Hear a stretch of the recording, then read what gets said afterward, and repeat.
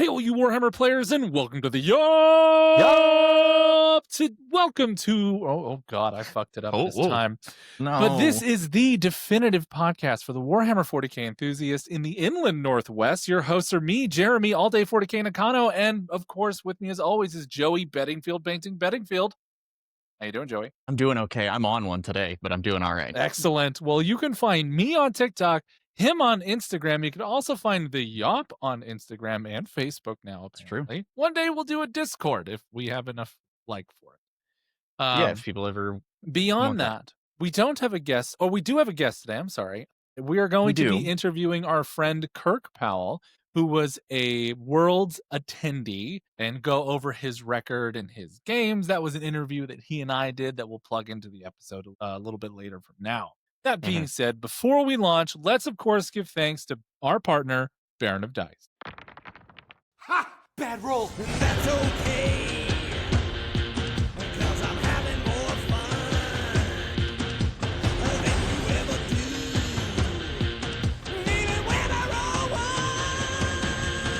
ones. How do I get you to shut up? Go to Baron of Dice and then buy some dice so that your army is this lame. Then let me take your sister out. What? Okay, we did it. Okay, so for our first topic of the day, let's talk about both what we got going on with hobby. I'm pretty easy. I'll be real quick. Yeah. I'm still painting that Land Raider, which we are all but finished. Jeez. And here he is. We have gotten all of our base colors down. I got some of like the nice green elements in there for whatever reason. I decided to go with green for weapon highlights. And yeah, it's a Land Raider. It's not the hardest thing in the world to paint, but what I am doing is I'm preparing for a freehand.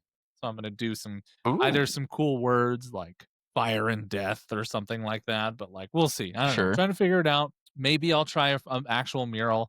I doubt it, but we'll see. But that's my hobby murals update. Are a lot. What's up? I said murals are a lot. Yeah, we'll see. How you doing, Joey? What you got going on for hobby? Well, in the time frame that you have almost finished a Land Raider, I have painted, I don't know, something like 1,200 points of AdMech. Good for you. I painted to battle ready standard, I assume? Painted to a little over battle ready. They're still nowhere near where I actually want them, but they are at a point. I still have a ton of base, obviously all of the basing to do, but they are at a point where I won't feel like a minimum 3-color piece of shit just by putting them on the table. Nice. There is your 1,200 points of AdMech. That's like 800 models, right? Well, yeah, something like that. Okay. Here, I'm gonna do this real quick. We're gonna look. Yes. Let's see. We've got Whoa. 3 tanks. Look at Cataphrons, a bunch of dudes, more dudes. Yeah.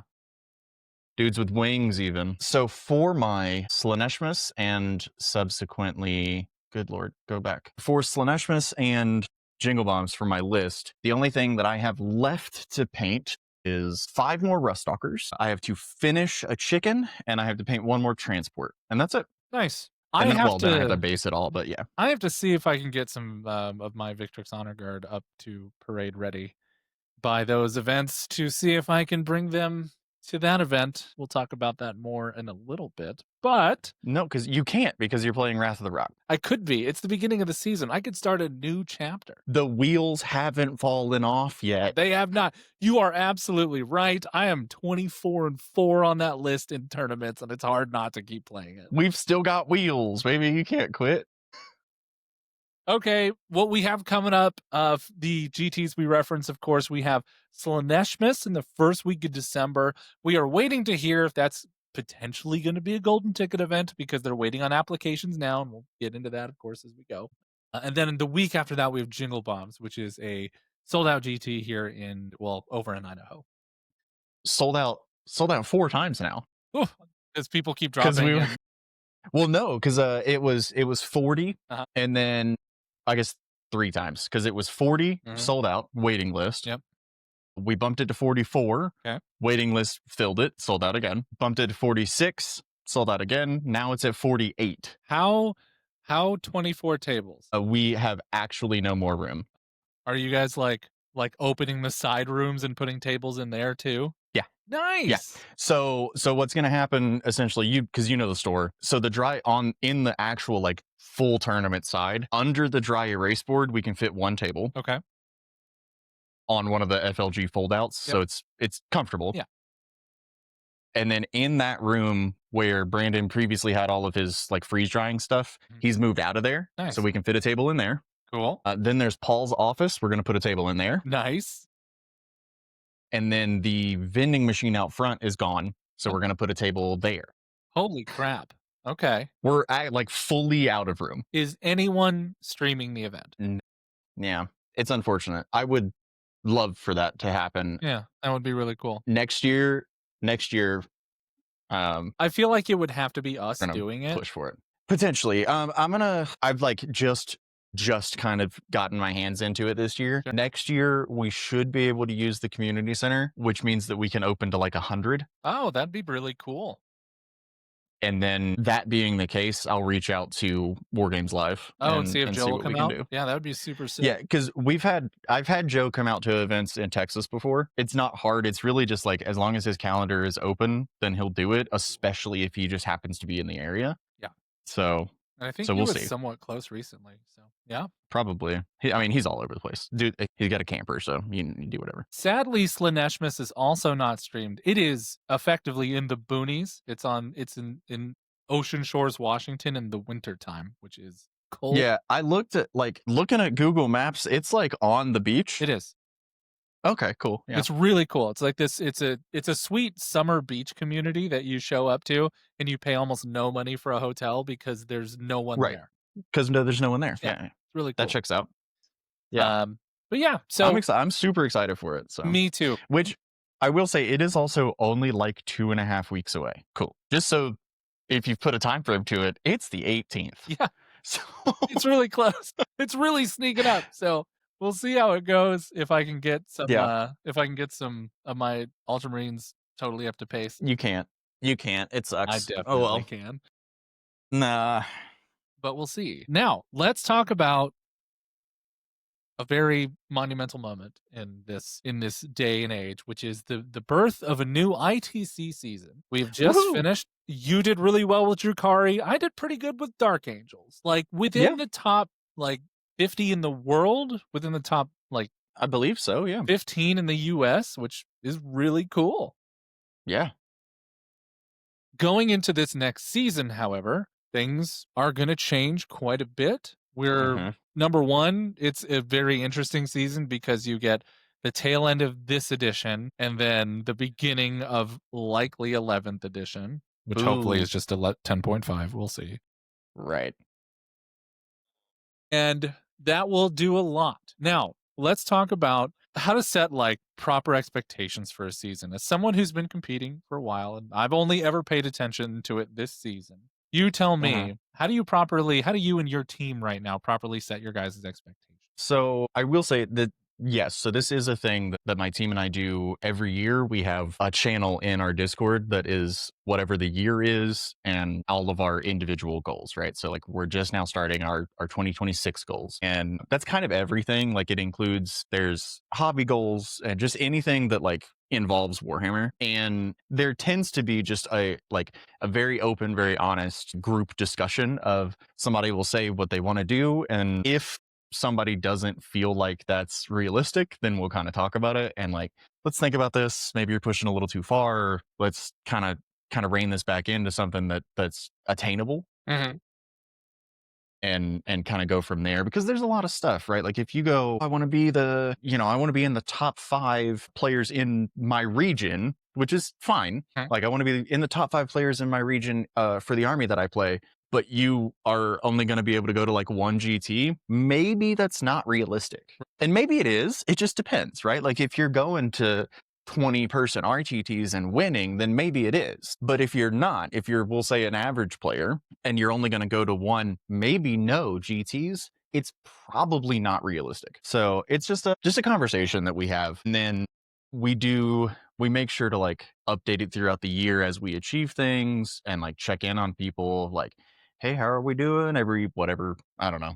We should probably do it more consistently, maybe quarterly or whatever, but it is a thing that we keep up with. But yeah, I think the big thing for us in order to set proper goals and expectations is just having a group of players that are all trying to push for something, but being close enough to have that open and honest communication of like, I'm not hurting your feelings. This is just not realistic. What else can we do?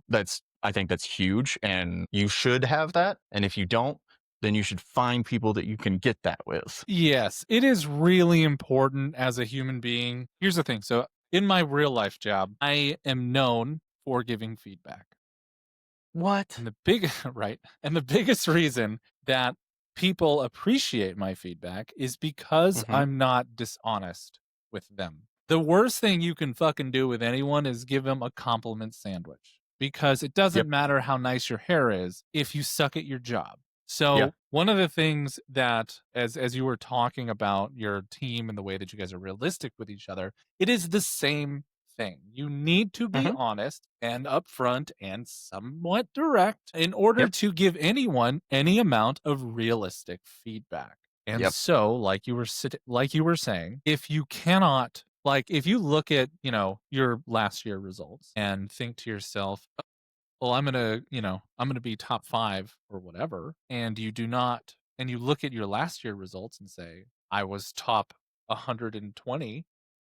Right. Not. Maybe you should be like I'm aiming for top 50, because that is much more realistic. And then of course everything that comes with that. And then before we move on forward, I do want to take a moment to celebrate both of our achievements last year. Starting with my Dark Angels competitive season, having not really thought about it. It was a very good season. Having not really thought about it, I had a hell of a season. 4th Dark Angel, period. That feels awesome. That's pretty damn good. 15th in the US and 6th in our region, which means that there's a lot of really competitive Dark Angels out here. There's a lot of they are. competitive They're Dark awesome. It turns out that the competitive Dark Angels players are in the Northwest. Yeah, as it turns out. Now, in what I'm particularly proud of, and something I didn't really aim for, is my hobby overall. So Dark Angels hobby overall, 15th in the world. Let's go. 12th in the US, which means all the Dark Angels players are in the US. And 3rd in the region, which is really, really rad. So I'm super excited about that. And then for you, Joey, competitively for Drukari, 29th in the world. Let's go. I'll take that. In the US, number 13. And in the region, number 5. Let's go. As far as hobby goes, global for Drukari, 3rd, and 15th in the US and 5th in the West. So it's almost identical numbers. To your competitive, which is really cool. Anyway. Which is also interesting, because that was also not a thing that I was thinking about or tracking at all. So just kind of by accident, I guess. Yeah. It's pretty cool. So now that we've kind of like implanted the idea of setting proper expectations, and we've put our results from last year up, let's talk about how to actually aim for these results. So what are the things you have to do in order to aim for, like, okay, I want to get in the top 10 competitively for my faction or overall, or wherever it may be. So what's the first thing that you think you should have to do? So I think the first thing that you should have to do is the thing that I did not do, which is, if you have a goal for a faction specifically, then that is the only faction that you should play at large events. Correct. Yeah. RTTs are different. That's fine. You can mix it up and have fun. Absolutely. But at a large event, you should only be playing that faction unless your goals are changing. Correct. So we look at Storm. My numbers increase fairly substantially even if my performance at Storm does not change at all. If we just take the points that I got for playing demons and replace it with one of my RTTs, my numbers change quite a bit. And with the goals that I had set, that is what I should have done. And I did not. And that is on me. So that's for me to deal with. But that is like the first thing. If you have a goal and your goal is faction specific, you have to stick to it. Absolutely. And being realistic, I think that if you're going to compete for anything, you should definitely compete for a faction, unless your name is Folger Piles or Jack Webster or John Lennon. Like, those are the guys that are say, like, I want to be number 1 ITC type players. And you know what? Right. Go for that shit. But if you are not that guy or gal, maybe you should take the time to say, okay, I'm going to devote myself to a faction at large events. Speaking of large events, let's talk about the most important thing to do if you want to compete for said faction is to prioritize your GT weekends to make sure that they are a major. If you are Right. not going to events with at least 100 something people in them, preferably 2 to 300 is your goal, should be your goal. 124. 124 is the last break point now. Gotcha. So you need to be prioritizing events with 124 people or more at least 6 times throughout the year in order to compete for a faction, period, end of story. Yeah. Any notes on that? And I think that's where that for me is the largest break point, I think, for most people, where that is a lot. Like, going to 600 plus tournaments is a lot. It is a lot to ask. And for a lot of the community, even people that consider themselves competitive, it's not feasible. If that's true, if it is not a thing that you can do, then you need to tailor your goals and expectations to whatever it is that you can achieve. Yes. Because and even then, like, it's at least 6, right? Because you're going to take your top 6 scores. So if you go to one and you just flub out, that's a wash and you're going to need another one. So you have to, like, it's a lot. It's a lot to ask depending on I'll say, I guess, like the heft of your goals. So that's just, you have to be prepared and like fully understand what all of that actually entails and be ready for it. Some amount of like preparedness beyond that. Like, yes, you can schedule all your 6 majors through the year. Awesome. Do that. But more than that is to tailor your list. You have to play competitively is the most important thing to remember. Just because unit look cool does not mean unit is your choice to play. Don't do that. That is not how you should, like, if your goals are competitive. Now, if your goal is the hobby track, that's a very different story. Right. If your goal is hobby track, then you like exclusively play the unit look cool game. Exactly. And now also the hardest part with that is you do have to find a balance, because you might be in the Pacific Northwest where the paint competition is fucking rough. Like, you got Drew, you got Donald Plummer, you got Natalie Hill, you got people out here that are like objectively great painters and all near the top of the actual ITC rankings every season. So number one, you have to do some amount of competitive like play so you can get those best overalls and stuff too. Right. So it's a fine balance with the hobby stuff. And realistically, best overall is a lot easier to get than people think it is. Yes. Looking at Storm. So Kirk got best overall. Kirk, looking at like because the document was released and everything, looking at it, we were the same on like game score and paint, but he had me beat by 3 points on paint. And that was because that's because I played demons where both of my chickens were not really painted. Right. So obviously not again, but not taking absolutely nothing away from Kirk. Fantastic job for him. What changes if I take Drukari? A lot. Right. A lot, right? Like my overall score changes for ITC as a whole. That's different. But like the world that I get best overall is pretty likely when playing an army that I've actually put time into. So it's not as hard to get as people think it is. Those hobby points go a really long way. Yeah. I didn't know that I could even get remotely close to like near the top this year. And then I decided like 4 months ago to start looking at the ITC rankings. Just curious. I looked at my name and was like, wait, what the fuck? Yeah. So I was like, all right, cool. And that's just because I decided to keep playing an army that I was like, I enjoy playing it. I'm a fairly decent painter. I'll call myself a good painter these days. I'm a pretty good painter. There you go. And yeah, it's you just got to put effort into it and accept that yes, you're going to play the same models a lot over the course of the season. That is how competitive players get good and get good results. Is that you don't have the list ADHD that so many people have, right? Or army ADHD. And even like I'm horrible about that. I have horrendous army ADHD. You really do.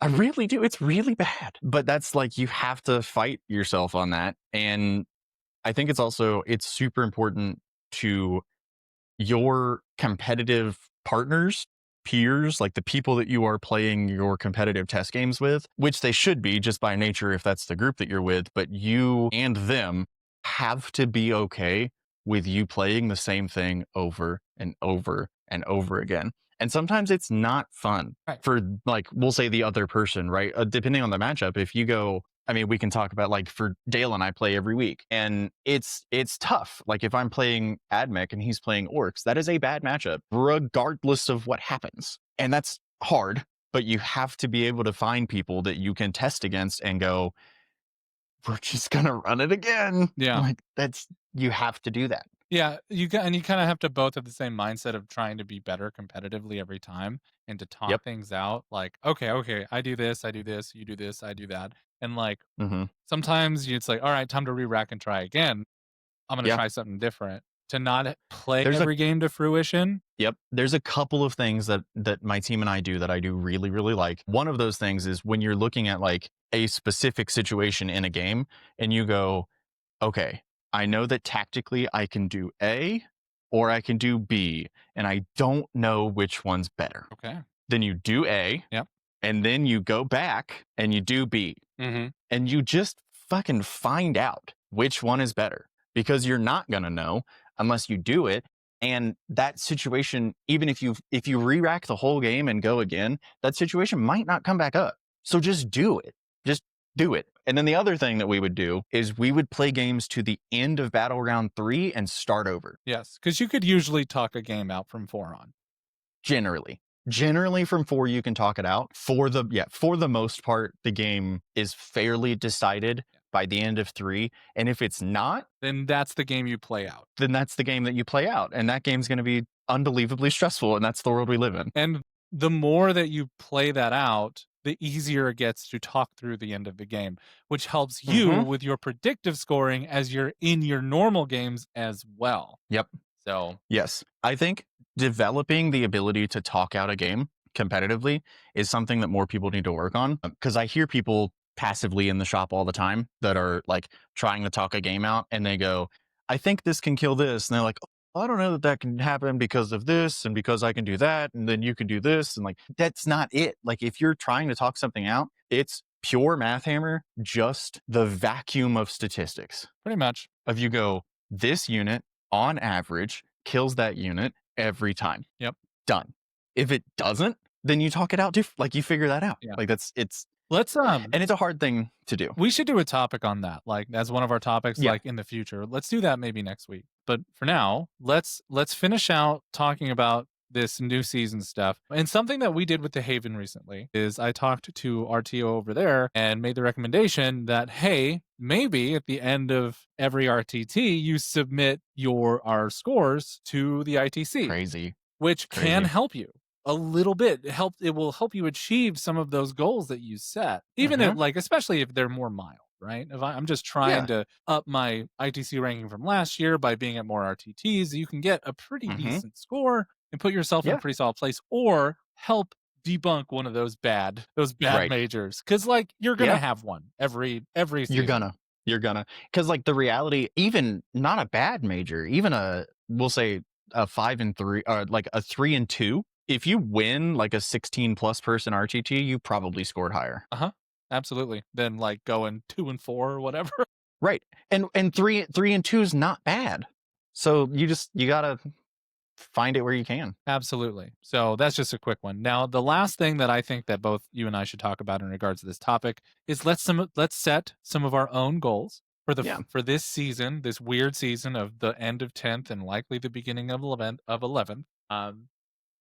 And I will start us off. My goals, I will continue to play Dark Angels this edition at the bigger events. That is my plan. Sorry, Kirk. I'm going to keep playing the Death one. Because there's not, like, number one, Wrath of the Rock is a detachment that is so undervalued. People do not realize how tough it is. People do not realize how strong it is.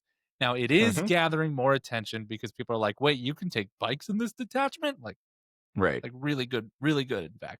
But if any units are going to get hit, probably going to be Centurions are likely going to get hit. Don't get me wrong. And as much as I love them, Sure. I have answers. I have ways I don't need them. So yes, I'm gonna keep playing DA for this for the remainder of the edition. I have plenty of units to supplement in case I need to make shifts, and I Yep. believe that I can do pretty well overall. And my goal is going to be to be top 10, both hobby as well as competitively speaking, Okay. Dark Yeah. Angels worldwide. Yeah. Because you were what this year? 15 15. hobby? 15 And- hobby, 34th overall, I think. Okay. Which Yeah, and there was Yeah. multiple events that we said you should have played them at. and I could have So- like if I played them at Tacoma, like I shoot up considerably. Shoot up. Yeah. It's like ITC is that race is so tight that 15 points is like often 20 spots. Exactly. So Of the tournaments that I can get to that are big this season, mhm. sadly, I'm not able to do Cali Cup because that passed just this past weekend. But hopefully I'm going to get to be able to go to there's one in Oregon, not far from here in March, I really want to go to. And I think that's like 118 people or something. Ooh, okay. Yeah. Squig City I'm going to Okay. try to go to Squig City. That's the goal. We'll see. Might be some real life stuff that can get in the way. Yeah.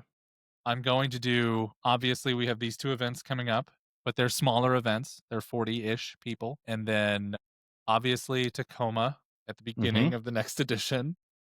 Yep. We're always right on But- that line. We have, because I was talking to Dale about this today, we have Edmonton. It's only 6 hours. Where's that at? Is that In Canada? Canada, it's the Open, yeah. Oh, yeah. It's the GW Open there. And that one's in August? I think so. Yeah.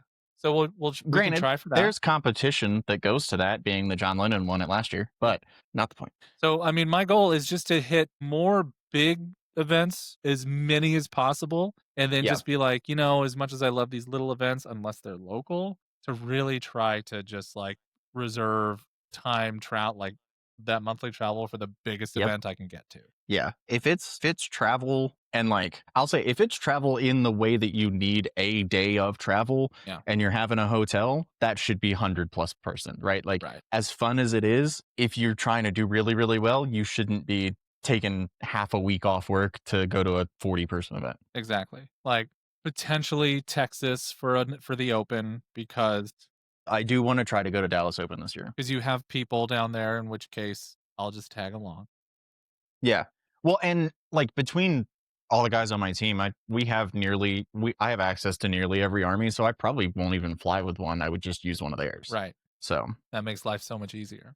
But I don't know. Just because hobby's so important, it feels like I'd rather just pack a phone case, man. yeah, and realistically I'll probably do that because there is only one other guy on my team that plays AdMech, so like that's a thing that I actually would have to bring. Yeah, I'm going to commit myself to Dark Angels, go for top 10 in the world in both hobby as well as competitively, and just see what happens. And if I fail, I fail. Yeah. But like I think it's a That's very it. realistic goal this year to be able to try Yeah. to do that. As long as I I'm think so. focused about it. What about you, bud? Yeah. So I am switching focus to AdMech on a competitive level. Very cool. I'm still going to play Drukari. That's going to happen, but that's probably going to be more of a RTT pickup game sort of situation. I have a lot of witches to paint, so Yeah. what are we going to do, So my competitive focus is AdMech, being that this is the first season that I will be putting into AdMech. I'm kind of tailoring down a little bit, so I'm thinking probably top 25. I think that if I'm being honest, then at a player skill level, I think that that's reasonable. And then it's just having faction expertise that I don't have right now is what it takes to get that, higher top 10 placement or so. Makes sense. Maybe I get that and I blow my expectation out of the water, and that's great. But we'll shoot for 25 and we'll see what happens. So top 25 competitively. What about hobby? It's tough because these first 2 events are so close, and my hobby's not going to be great. Yeah. So I think 25 is probably where it would be. If I had the time to put into it, I would really like to see 10, but I'm not sure that that's realistic. Really, it's going to depend on how many other big events that I can go to. And right now I'm not sure. So I think 25 across the board right now feels about right. Very cool. So all right. I think those are both very realistic goals. People aren't playing Dark Angels because there's no -1 to wound, and as long as they can, or +1 to wound, and as long as they continue to not play it because of that reason, I have a shot at that. If Dark Angels yeah, do take, like, if the +1 to wound goes away from Ultramarines, um, I which it should. I could see it shifting and a bunch of people coming back to Dark Angels for the remainder of the season. Yeah. And then in which Yep. case I'll definitely not make top 10. Like, I am as high as I am because of faction abandonment. I am more than willing to accept that. Oh, Potentially, maybe not. we'll see. As long as things kind of maintain this pace, we'll see how it goes. All right, put it in the record books. Those are our ideals, our goals for this season it. of ITC. The 25 to 26, or the 26th That's season, it. effectively. 6th season, I guess. It's barely 25. Whatever. Anyway, let's go ahead It's and jump fiscal year into our 26. interview with Kirk Powell. Okay, so who I have with me here today is the stat checker wrecker, the big bug on the prowl, my friend and Spokane's own Kirk Powell. How you doing today, Kirk? I'm doing excellent. Excellent. That's great to hear. Kirk, do us a favor. Tell us about yourself. How'd you get into Warhammer? That good stuff. Well, I've been playing for probably 8 to 10 years, something like that. My little brother started into the game and he asked me to pick out an army for him to play. And I got just mesmerized by all the miniatures. And I picked an army for myself and told him he could play anything but guard. And that was my first army. Nice. And that was somewhere in the last 8 to 10 years. So and now you have all the armies, right? now I have a lot of I've gone through every army except for Eldari. That is actually quite incredible to say Yeah. that of all the armies over the last decade you have not played is historically one of the most broken. Yeah. Well, after Dawn of War also introduced me to 40K universe in general, and I hated fighting the Eldar in that game, and that hate just translated over to the tabletop. So That's totally fair. I completely understand that. Oh yeah. So how was it that you got your ticket to Worlds? So I went to the U.S. Spring Open here in Spokane. I won best overall. It was a little controversial at the time because I went 3-2, Mhm. but I had really good paint, a really good sportsmanship, and that all kicked me over the top for best overall. But yeah, it was the tiebreaker was like, I think it was based off of battle points.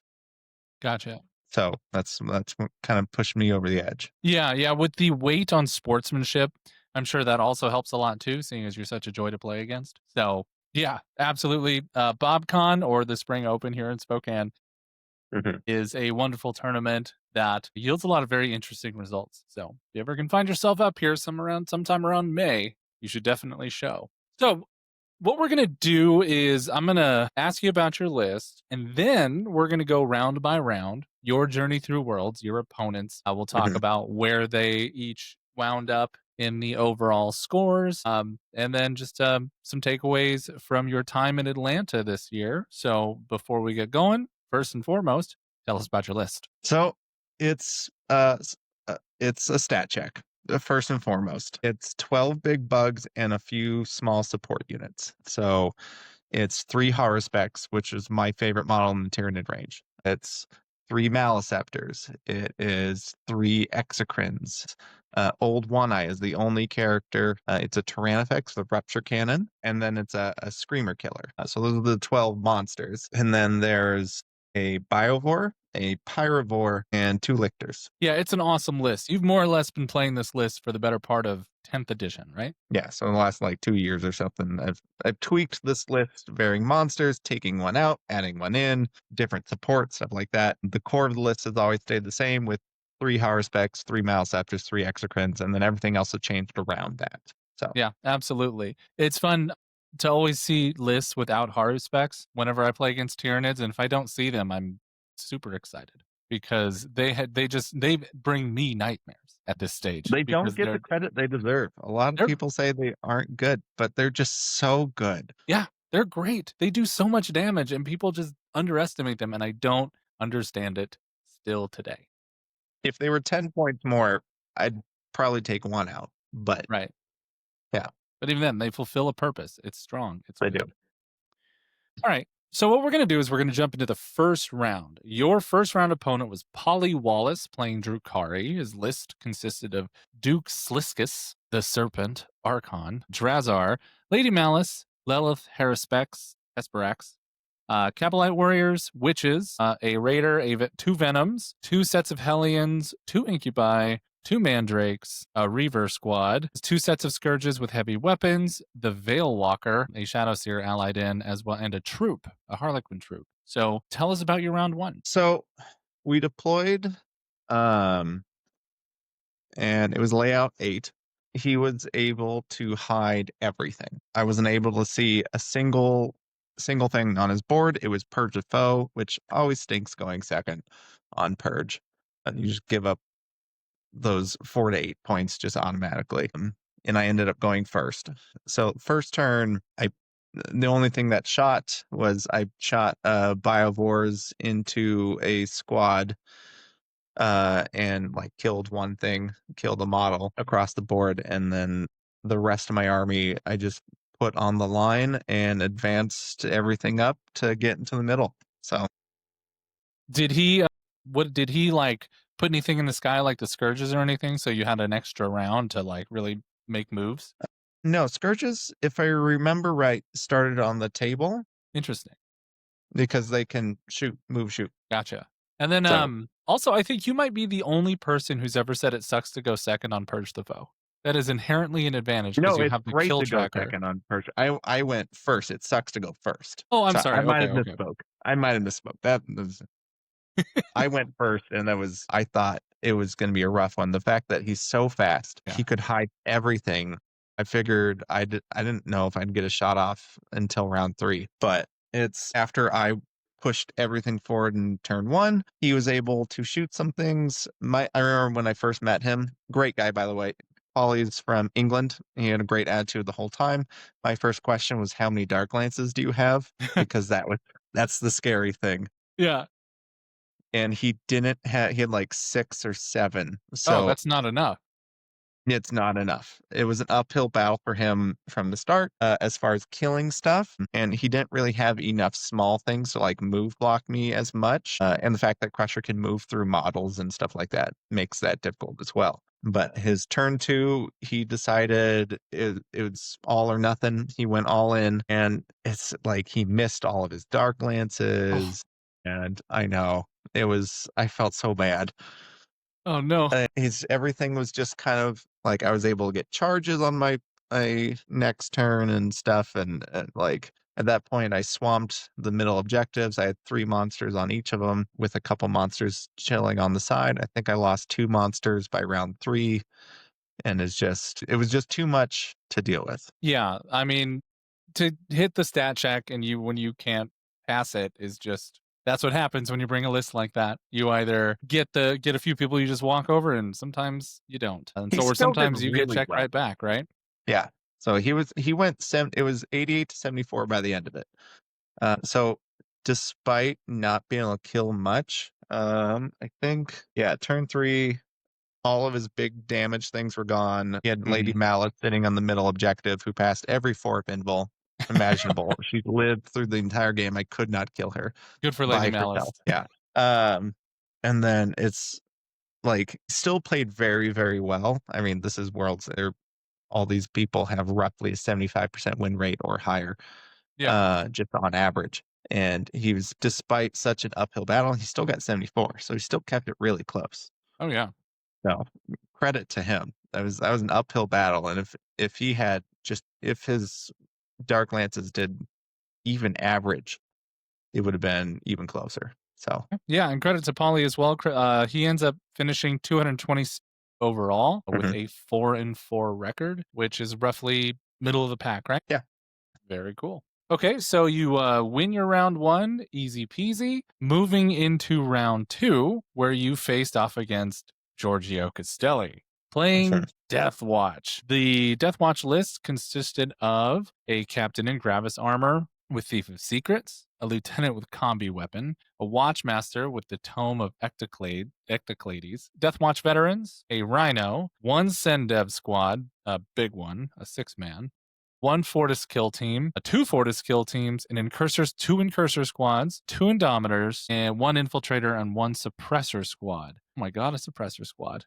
I didn't know people actually brought those places. Holy moly. How did this game go, Kurt?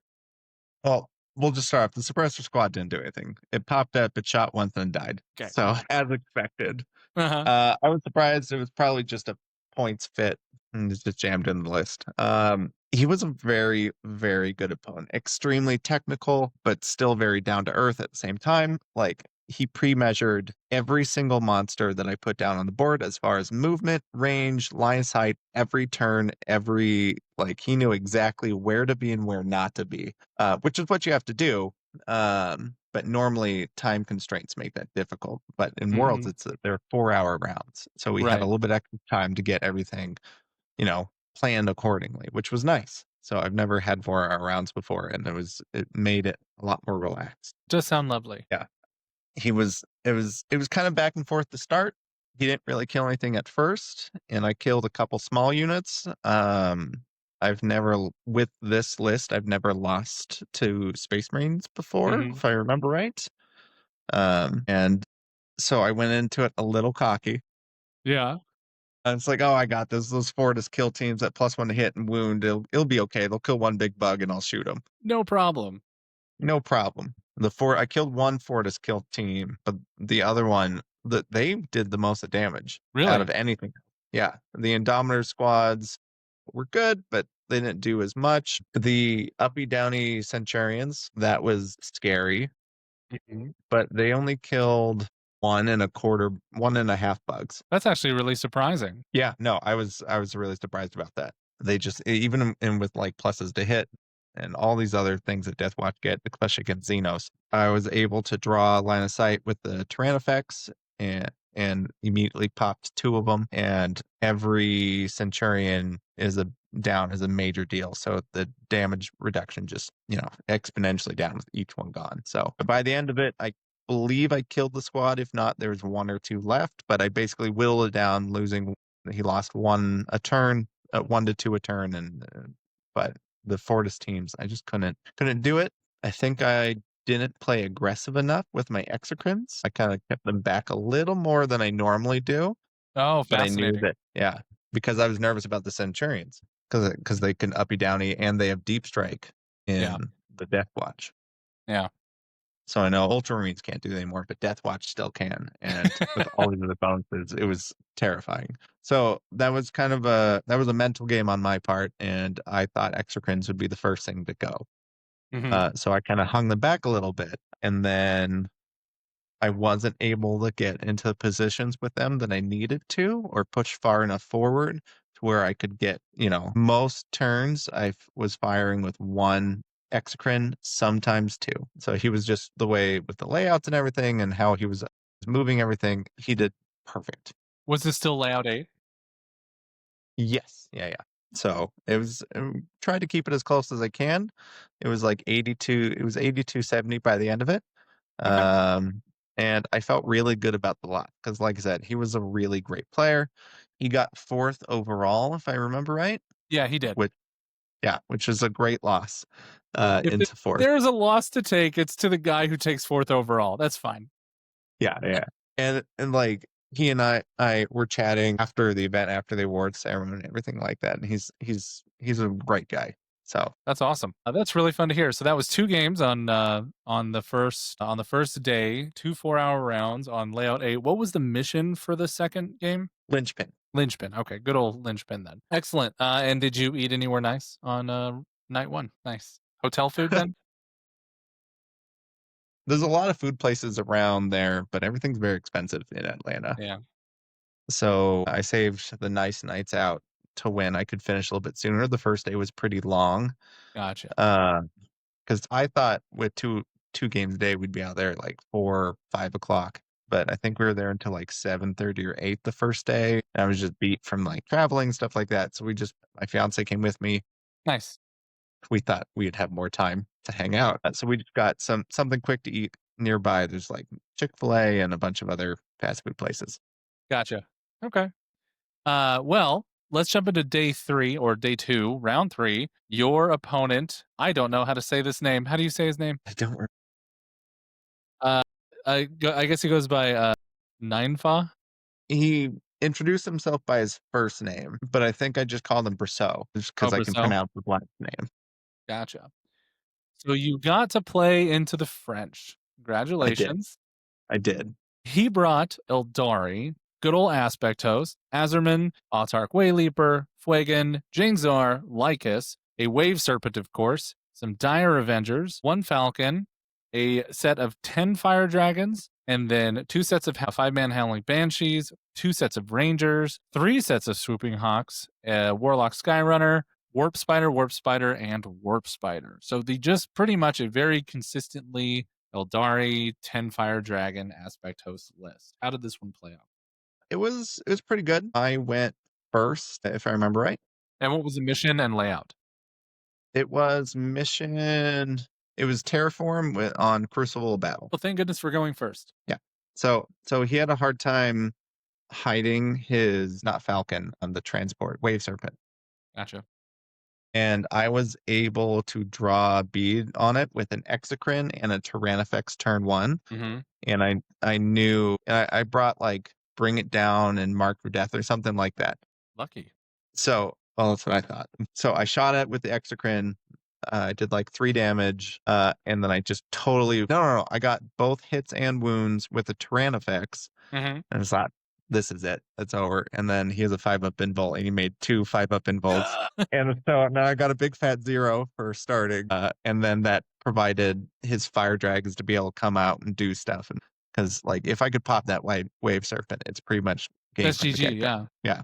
So no, if the Fire Dragons can't hide again, they'll pop out, they kill 1 or 2 things, and then just die in return. Okay. So that didn't happen. And I thought it was going to be a rough game after that. And it was very back and forth. Good. Bringing down a Wave Serpent is so difficult, it feels like. The -1 to wound. Deceptively difficult. Yeah, with -1 to wound, that obviously makes things difficult. But for whatever reason, they just like to roll 5-ups. Yeah. So, And he proceeded to roll those 5-ups continuously. I think I think I killed it like round 3 or 4 or something like that. and is it once you killed it, you were able to just kind of walk forward without any issues? Well, I was still walking forward the whole time. There's not really any hiding with Eldar. Right. So it's the game plan. It's I call this my smooth brain army. It's a very simple list to play. Yep. Everything is like 14 wounds. It's hard to finish them off. So I just went forward and overwhelmed on objectives. I remember the top objective in the corner was very heavily contested. All the Fire Dragons and Fuegan and the Warp Spiders, and it's just all the big stuff, all the important things ended up on that objective. And it was just a battle of attrition. So Nice. what really tipped the game in my favor is Crusher Stampede has an auto explode stratagem. Yes, So it does. So what did you do with it? I used it a lot. That's what I did with it. You just ran those bugs at him and said, sure, kill them. Yeah. There was a little bit of contention at one point because there was a question about the order of operation, whether Fire and Fade goes before explosions. But so he talked to a judge, and the judge ruled that it does. And that's the way that we went with it. Sure. And then there's another game later where the same question came up, and then he asked another judge because he thought it was the other way. Yeah. Even though, and he asked the question thinking it was going to benefit me. So great on him. And then that judge asked all the other judges, and it was a general consensus of no, Fire and Fate does not happen first. So Fascinating. I would assume that it's up to the player whose turn it is. I think what it was said is that in the second, when we had more judges weigh in on it, Yeah. is that the explosion is before removing models, and so it's kind of part of the shooting activation. Okay. That makes sense. Because with Deadly Demise, it's before you remove the model. Okay. No, So- that's good. Okay, that makes sense. Yeah. So that's the way it was played the rest of the tournament. But for this game, we did it where he could Fire and Fade before. But I just had some real lucky explosions. And there's one I auto exploded a bug, and I killed a handful of things, and Fire Dragons were able to get back into whatever the Wave Serpent, and then he was able to kill a Tyrannifex that was also danger close. And I already used the stratagem, and I didn't realize I should have waited to use the stratagem on the Tyrannifex. Right, because he's a D6 explosion, right? Yeah. But then I rolled and he exploded anyways. Oh no! There was a lot of Eldar that died just from those 2 bugs exploding. I think in total there was 6 explosions through the game. Okay, that's a lot. So that's half my bugs. Yeah. And so you probably used one of what, 4 rounds? One per like for across 4 rounds and then 2 just rolls, I assume? Crazy. Good for you. So the explosions were it's the explosions are really what got me ahead. So I don't know if I lucked out on that or just having that auto explode strat saved me or what. I also had some lucky rolls because the Maliceptors tanked quite a bit. There's one point, old one I had 2. I needed 6s to save on 2 shots from Fuegan, and I got both 6s, and I was able to keep him alive for an extra turn. So I feel like there was a lot due to dice. It was Yeah. dice and explosions that game. Well, he got the 2 5s on the Wave Serpent on turn 1, unable to hide it. We So you just know what? traded. Yeah. It all balances out in the end. That's right. All right. Old one I didn't really do much anyways, so he was okay. I think he killed the Wave Serpent is what he did. Gotcha. So you walk away with that one with a 77-51 win. And Brosseau ends the tournament 197th overall. Let's launch into round 4, game 2 of day 2. And, sorry, what was the layout you were on? What number? For the mission 4, it was layout 2. Layout 2. Okay, cool. Yeah, and the thing for game 4 as well. Gotcha. So you were blessed with yet again by Bryce Bennett on his Eldari, and he was playing War Host instead of Aspect Host. He brought Eldrad, Fuegan, Janezar, Lycus, Corsair Void Reavers, a set of 5, a group of Storm Guardians, a 2 Wave Serpents, which means 20 Fire Dragons, Howling Banshees, Rangers, 3 sets of Swooping Hawks, and 3 sets of Warp Spiders. So how'd this one go, Kirk? It was like walking into the sun. It hurt. Yeah, I bet. 20 Fire Dragons. As soon as I saw the list, I thought maybe I could pull it out if I had some lucky rolls, but the explosions did not save me on this one. No, definitely not. So it was same thing as the last one, where I was able to draw a bead from an Exocrine and a Tyrannifex to a Wave Serpent, and again, double 5s. I just wanted one. It never feels one good. Wave Serpent. I know. It always feels bad every time. At least the Tyrannifex is in a weird spot, is that it also has 8 other like piddly shots, strength 5, 0 AP 1 damage, but that does great into Eldar. So even though I didn't kill the main things I was hunting at, I did a bunch of like incidental damage, and every model gone in Eldar is important. Absolutely, yeah. So he played very, very well. Very nice guy. He was my only US opponent, if I remember right. Oh, wow. I could be wrong about that. I'll have to double check as we continue to go through. We talked through every move. The one thing I was not expecting at Worlds is everybody was very relaxed. I would think because I've never been to Worlds before. I always thought everybody was playing sweaty. very precise, no takesy backsies, nothing like that. But everybody was super chill. Everybody was very relaxed. Honestly, it felt like gaming at a normal RTT, just with some higher stakes. But like everybody played very much by intent. If they knew we could do something, or if I knew somebody else could do something, it's like, oh, you moved half an inch too far. I can see you. We'd tuck things back or whatever. And that's how every game went. So nice. It was nice. And this game, I might have gotten obliterated, but it felt like I should have been obliterated. So it was a great game. That's great to hear. I was scored 60, scored 92. Was it over like round 3, you feel like, or? Probably. I just couldn't. It took me so long because I didn't pop that Wave Serpent to begin with. Yeah. It took me so long to kill just 10 of the Fire Dragons, and normally I have to dedicate quite a bit to that. And killing 10 has never been like a huge problem for me. Right. But that extra 10 was just over the top. I couldn't deal with it. Yeah, I mean, it's designed to kill your list effectively. So sometimes you just hit those walls, just like your round 1 opponent hit you, right? Yeah. And there's a couple of opponents coming up that, I was that wall again for him. It was rough. So. Well, Bryce did pretty well overall. He finished 90th in the tournament, which is a pretty solid achievement. So good for Bryce. Being top 100 is killer. Yeah. So incredible. All right, so you end day 2. At this point, what, you're 2 and 2 or yeah, So that nice. puts me into the silver bracket. Yes, going into the silver bracket, you're going into round 5 the next morning. You play into Jeff Legg from the Philippines, playing a Blood Angels list, which I know that you love. He's playing Liberator Assault Group. He had a chaplain with 3 chaplains with jump packs, a lieutenant with combi weapon, an intercessor squad, 2 JPIs, 1 ball predator, 1 death company with jump pack, 3 total death company with jump packs, and then a predator destructor, 3 sets of Sangard, 3 mans, 1 scout, and 2 vindicators. So the most Blood Angels list that's ever Blood Angels before. It's fast, it hit hard. However, Exocrines love this list. How'd it go? They do. Exocrines, Maliceptors love it even more because that -1 to hit was huge. I bet. And just like almost every other game, I put everything on the line and just kind of ran forward. This one was Shadow Layout 3 on Hidden Supplies. Okay, so we're on Layout 3 on day 3, playing Hidden Supplies, always fun. And Search and Destroy. Search and Destroy, perfect. Very cool. And let's see here. So overall, how did the game play? So you just kind of ran at him. He playing Blood Angel, so he runs at you.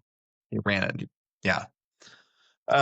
He killed 1 bug in melee with Death Company, 5 Death Company and a Chaplain, which to me was surprising. I haven't seen Death Company used a lot, and they did great. But then when you kill 1 bug, there's another 3 right around the corner, and then it's just the way I run the list. Every single game, it's the same game plan.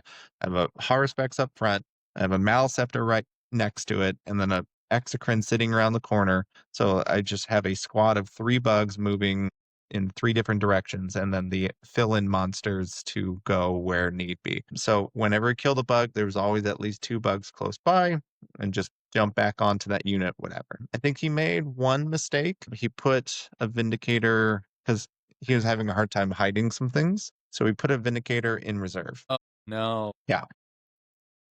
You just got to take that 2 up and cover, man. Like he didn't want the terrain effects to draw a beat on it, and he was going to have a hard time placing it. So he put in reserve. He had a surprise. I think it popped out turn 3 because it couldn't pop out turn 2 in any position relevant. Yeah, against your list in particular. Yeah, because the bio board, you just pop a spore mine somewhere, and that blocks off another. He ended up rapid ingressing it so he could place it. Yeah, because you have to. It's crazy. Yeah. Okay. So this was a mismatch from a straight list perspective. It was. Yeah. He was a really good sport about it. And there's been a couple of players at this point, and he's like, I'm making your list and I'm using it for teams, which is what my favorite thing to use it to. That's what we use it in our team. So good for teams. Yeah. It's a great teams list. So there's a couple in the UK, a couple people in the UK that will be running this list for teams. But it's fantastic. Blood Angels historically has a real hard time with this list. He knew it was an uphill battle from the start. It was a good sport about it, but he just tried to score as many points as he could, and it was 89-38. Yeah, Jeff had an overall pretty rough tournament. He goes 2-6, finishing 263rd overall. All right. So that ends day 3, that takes us to the end of day 3, where you played into Kyle Smith, which is not an American, so is a Canadian. Kyle Smith was playing Imperial Knights, Spearhead at Arms. He had 1 Castigator, 1 Defender, and then, 4 Helverins, and then 4 Warglaves, and a Ministorum Priest to hold home, I assume. And that was the list. How'd this game go? So I hadn't actually played into Knights since the toughness reduction. Mm-hmm. And Knights historically for me have always been a very rough matchup. It's almost all my stuff is wounding on 5s except in melee, and then I only have a few attacks in melee that are going to wound them on 3s. But with the toughness reduction, suddenly I was wounding all the armigers on 3s and 4, or on 4s and 5s. No, 3s and 4s. Yeah, 3s and 4s with the mouth. Terrain effects was wounding them on 2s. Like I've gone against Imperial Knights a number of times I'm going to call it nerf. I know some people think it's a buff. And pre-nerf for my list specifically. And I didn't know exactly how it'd go, and everything, the way the layout was and the deployment, he had a hard time hiding things. I popped almost two armigers turn one. Oh, no. Yeah, turn two, he almost lost both big knights. It's Dang. just couldn't roll a save. He didn't have rotate in this detachment. I've never played against this detachment before. Its damage potential is amazing, but the way the layout was and deployment, he has a stratagem. He can uppy downy 3 armatures. Okay. Which I didn't know, but with us deploying long ways, he only had the short board edges to come in on or his own deployment zone. That's rough. So he didn't use that once. He wasn't really able to because biovores and just running up the board. I didn't run up as aggressively this time. Just I because he has kinda, answers hung to out. your stuff, right? Yeah, so I just kind of hung out in the middle, and then, he would have to come. I had 3 monsters on each objective again, and he would have to kill one, and I still might out OC him if everything goes right, Yeah. even with the big knight. But by the end of 3, he had both big knights gone. He had 3 armigers left, so we just kind of pulled the secondaries and called it from that point. So That's crazy. And what's even more insane is like you both had a similar list in that you just had a bunch of big stuff running at each other too. You handed him his worst loss of the entire weekend. Yeah. He it was goes a cool. Yeah, he goes 5-3, 147th overall. That's a pretty good win. Yeah, I mean, he had a lot of the Helverins, and those Helverins are wounding on 5s. Yeah. So there's only so much you can do. I stat checked his stat check, though. Aren't his Meltas 12? Strength 12? They are, but they're shorter range now. They're 18 inches. Oh. So he has to get close. He has to get into Maliceptor range, who's wounding him on 3s. Yeah, okay. And he has 2 shots, and I have 4 pinballs. So that happened a lot. I made a lot of 4 pinballs. There was a couple of bugs that he just could not finish off. There was like an exocrine on 1 wound. There was, which only in this is why I loved Crusher Stampede, because it's just redundancy. Yeah. You don't bracket. You get pluses to hit, and then suddenly I was wounding on that exocrine on 3s, and with -3, I was on his invul, whether he had cover or not, and he couldn't do it. Maybe you'll be the spark that lights the Tyranid fire a little bit over on the other side of the world, because it's really good, and I don't understand why people suck at it. It's beyond me. It's a real easy game plan every time too. So it's an easy list to figure out. It's a fun list to run. Your opponent has to plan around your list, and it makes just a bunch of hard choices, and you're making just all the easy choices. It's a very non-stressful game. It's crazy. Like, just anecdotally real quick. When I went and coached in Salt Lake for Challengers Cup, one of our Tyranid player wanted to do like the subterranean list or whatever else, and he tried all these things, and I'm just like, just here, look at this list and try this. Just try it. And he had a surprisingly great weekend for almost having no games on that list. And he played it as Hive Fleet or whatever the index detachment is, and made changes to it. And it was still, the core was mostly there, and he just would just crush people. And you're just like, come on, man, just try Crusher, please. And he's loving it, by the way. He loves that list. It's a lot of fun. It is my most fun list. Yeah, it's really good. For me. Yeah. Yes. I have played it to within a 7-point loss, right? On my Dark Angels. And I could have won that game. That one was close. That one had my blood pumping. That was such a great game. Deathwing Knights. I'm real excited to see you move back into Ultramarines so I don't have to play Deathwing Knights anymore. That's totally fair. It's looking fun, but I'm probably just gonna play Deathwing Knights for the next couple of GTs. We'll see. I don't know. Anyway, all right. Let's get into day 4, top of the day. What is the layout and the mission of 7? And then I'll go over the list. So 7 was Hammer and Anvil and Take and Hold on layout 1. Excellent. So we got some Warhammer-ass Warhammer. Everybody loves layout 1. And you play into friend of the show, one of our favorite and most notable guests that we've ever had, Ridvan Scary Martinez. Playing Drakari, of course, Reaper's Wager. He brings an Archon, Lady Malice, Lilith Hesperax, Kabalite Warriors, Witches, 1 Raider, 3 Venoms, Chronos, Hellions, Incubi, Mandrakes, Reavers times 3, 3 sets of Scourges, sorry, 2 with heavy weapons, 1 with shard carbines. I don't even know what those do. And then a solitaire, because anyway, how'd your game in Discari go, bud? First off, I have a Drukhari army. I've played it once. I haven't played it since the new codex had come out. I've gone back and forth and selling it. But I started it because I was watching Scary. So I was fangirling a little bit over the match. It was an honor to play Scary. I consider him the best player in the world. Yes. Considering he's as good as he is in an army that's been overshadowed for the entire edition. Yeah. The fact that he can pull GT wins left, right, center with what has been historically a bad army is just amazing. So it was, but again, he had 1 unit of Dark Lances. As I asked him same question, how many Dark Lances he got? And watching him pilot it, the list into mine was spectacular. Like the way he did some fantastic move blocks. He measured every millimeter of movement I could do with my monsters, how I could get over things, how I could not get over things. And he just had a bunch of little things that just move blocked me. I wasn't able to get onto many objectives or anything right off the bat.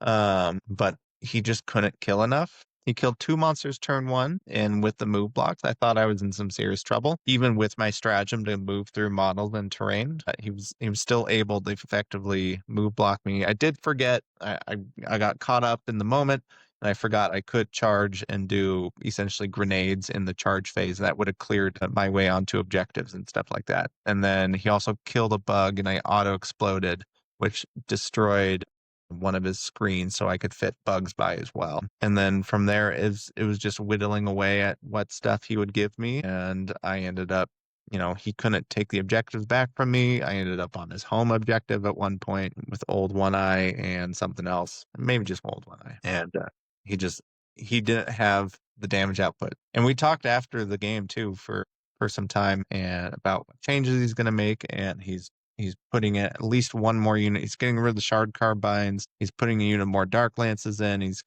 changing the list quite a bit.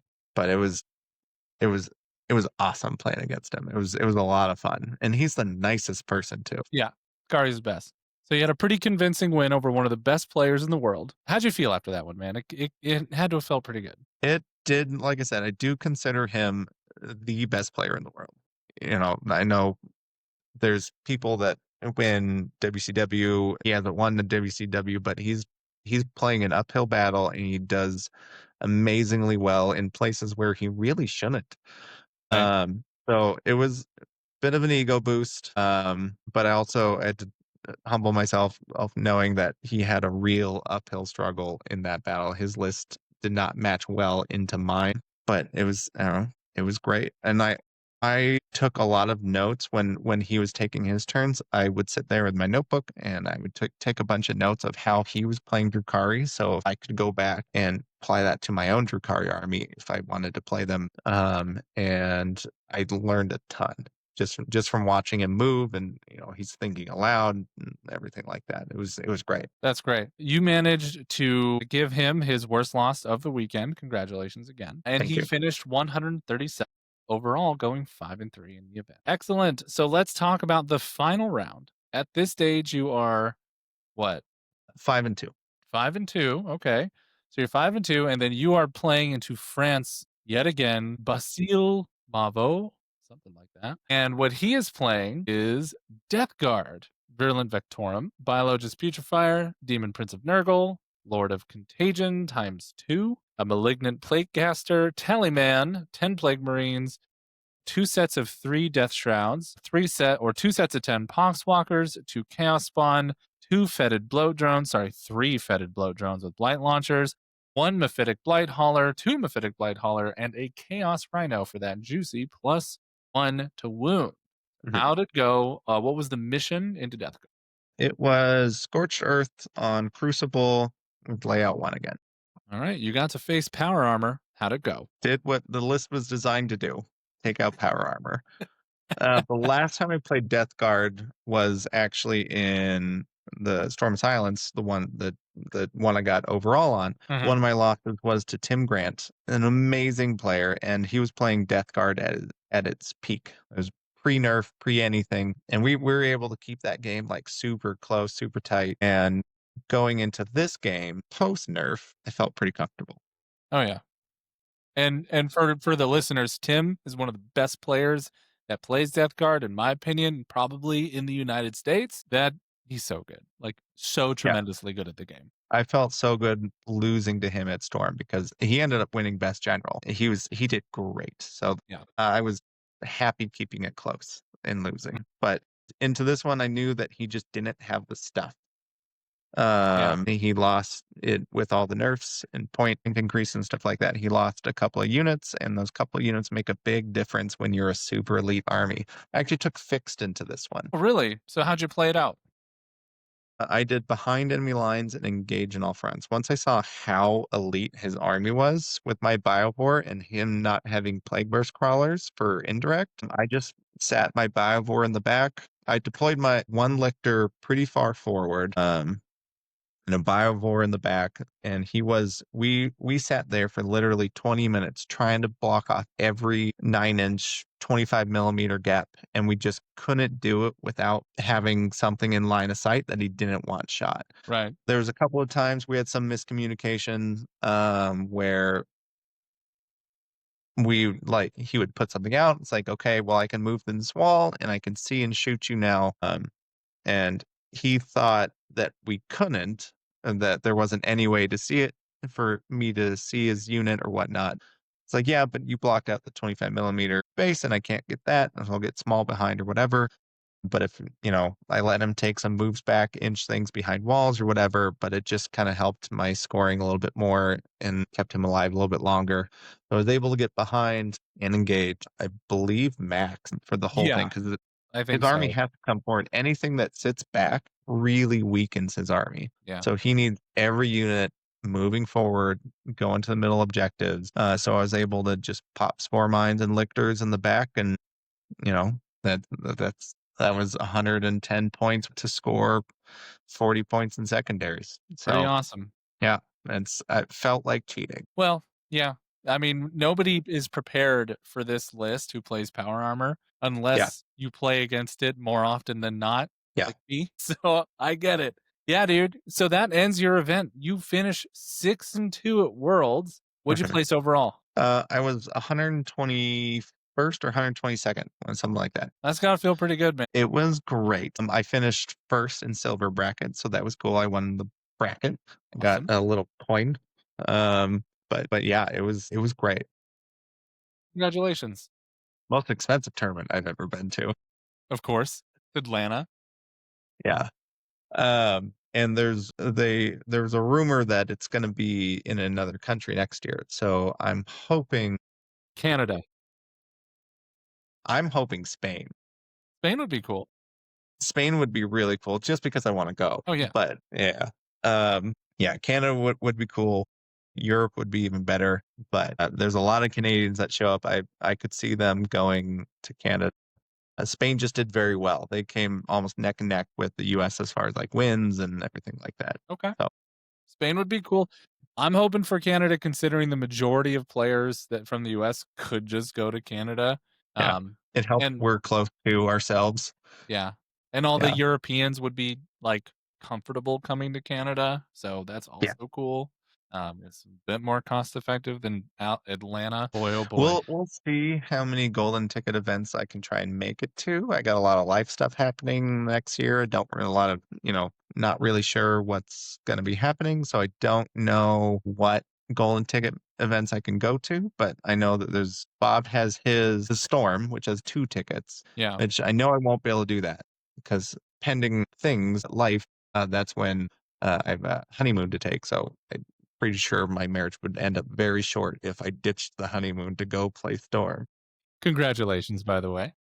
Thank you. And then there's a rumor of another couple stores locally looking to get golden tickets. So I'm hoping those pan out and I might be able to make those. I don't typically travel a lot as far as tournaments, but if it's another country, I think I'm going to try and make every effort. Shoot. Yeah, damn straight. That would be very cool. All right. Well, Kirk, thank you so much for taking the time to hang out with us today. And I wish you all the best luck and all the life stuff with your upcoming wedding and all that. And looking forward to playing against you soon, bud. Yeah, there'll be some RTTs coming up. I'm expecting a bunch of Victric. I can't even pronounce The it. Victrix Honor Guard. Yeah, I want you to play those because I'm taking a break from the NIDS for a little bit. I'll take it to some team events. But I've played to death. I'll probably switch to Orcs, maybe Guard. There's a Stormlord list I want to try with 12 Ogren. Plus 1 to wound on 107 heavy bolter shots. Sounds pretty fantastic. Sounds like a great time. Sounds like a terrible time. I hate that idea. All right, buddy. Have a great one. Let's talk soon. All right. Thanks. Bye. Okay, we did it. We did it. Yeah. All right. So let's get into our final topic of the day. Joey is excited about this one. So am I. What we're going to do is Joey is going to present an argument or a rant of sorts about Victrix Honor Guard, and I am going to defend their honor as a very biased. I don't think it can be done. Very biased in our thoughts in regards to I don't think I'm that biased. I'm not a Space Marine hater. I think by and large, Space Marines are fine. Right. I think that this might be one of the most egregious units we've seen this edition. So let's start with the facts, right?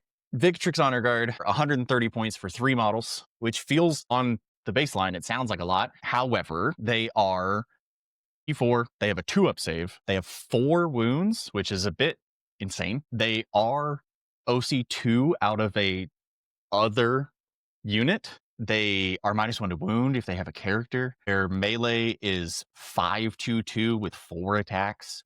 They have damage 2 bolters. They hit on 2s. They're nuts. They're nuts. To go further, we have seen commonly units have discounts for going up in unit size, right? Like you can go 3 and then 6, you get a little discount. Some units, when GW has deemed that they are too good at a large size, have an increase. Things like Sanguinary Guard. Sanguinary Guard have effectively a 10-point increase for taking a unit of 6 instead of taking 2 units of 3. Some units have the opposite, a discount.